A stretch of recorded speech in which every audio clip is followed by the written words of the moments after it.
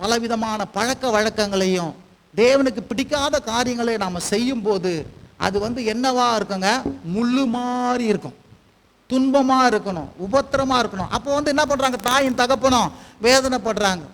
சே, என்னப்பா இப்படி இருக்குதப்பா, கஷ்டமாகுதே, கண்ணீராக இருக்குதே. எத்தனை பேருக்கு விளங்குது நான் சொல்கிறது? ஹல்லேலூயா. அதனால தான் பாரு, வாழ்க்கையே ஆசீர்வாதமாக இருக்கிறதுக்கு கணவனும் மனைவியை என்ன பண்ண? கிறிஸ்துவ அறிஞ்சிட்டா சாலமோனுக்கு பின்னாடி நடந்துச்சே முள்ளு, அந்த மாதிரி இருக்காது. முள்ளா இருக்க மாட்டா, உனக்கு திராட்சை செடியா இருப்பா. இதுதான் ஒரு ஆமேன்னு சொல்லுங்க. என் மனைவி என்ன பண்ணுவான்? திராட்சை செடியா இருப்பான். என் பிள்ளைகள் என்ன பண்ணுவாங்க? ஒலிவ கன்றுகளா இருப்பாங்க. அப்ப என்னையா பழகணும்?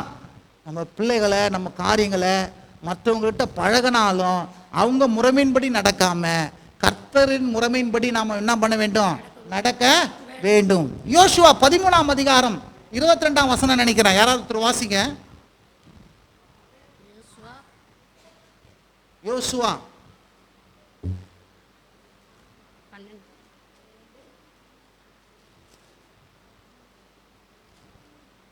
எடுத்துட்டீங்களாமா?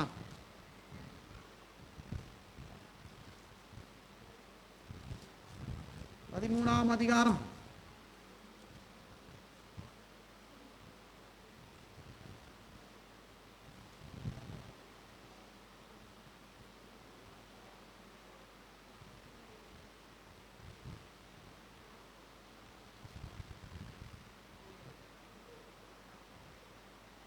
23ஆம் அதிகாரமா?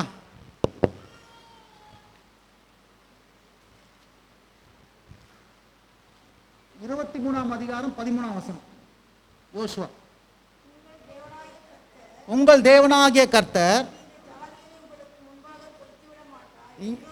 இந்த ஜாதிகளை உங்களுக்கு முன்பாக துரத்தி விட மாட்டார் என்றும்,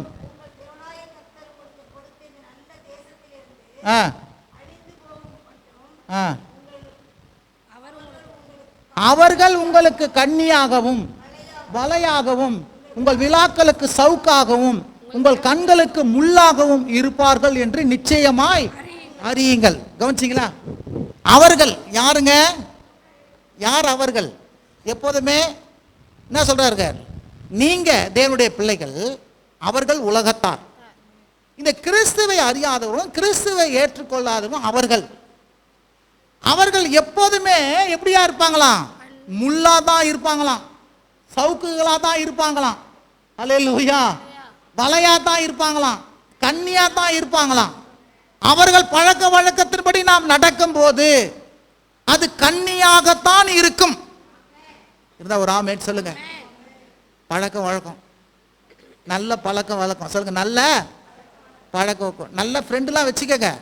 ஆனால் அவன் இல்லைங்க, அவன் போகிறான் அங்கே வேளாங்கண்ணிக்கு போய் மொட்டை போட்டுன்னு வரான், நானும் வேளாங்கண்ணிக்கு போய் மொட்டை போட்டுன்னு வந்தால் போச்சு.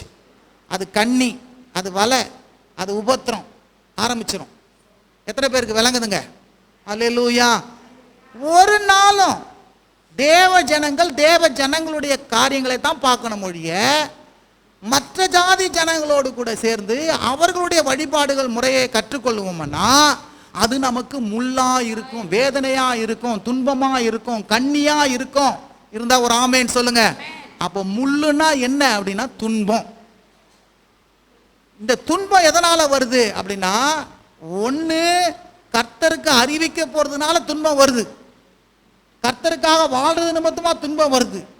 இன்னொரு துன்பம் ஏன் வருதுன்னா அது உங்களால வருது. எப்படி வருது அப்படின்னா, தவறான பழக்க வழக்கம், தவறான காரியங்களை சேர்ந்து தவறான மனுஷனோடு சேர்ந்து அவர்கள் பழக்கத்தை விட்டு நம்ம தேவனுக்கு விரோதமாக நம்ம கிரியை செய்யும் போது அப்போதும் துன்பம் வரும்.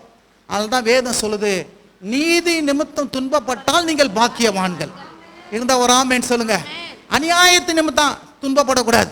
அநியாயம் செஞ்சு துன்பப்பட்டால் நீங்க தான் அனுபவிக்கணும். நீதி நிமித்தம் துன்பப்படணும். இருந்தா ஒரு ஆமேன்னு சொல்லுங்க.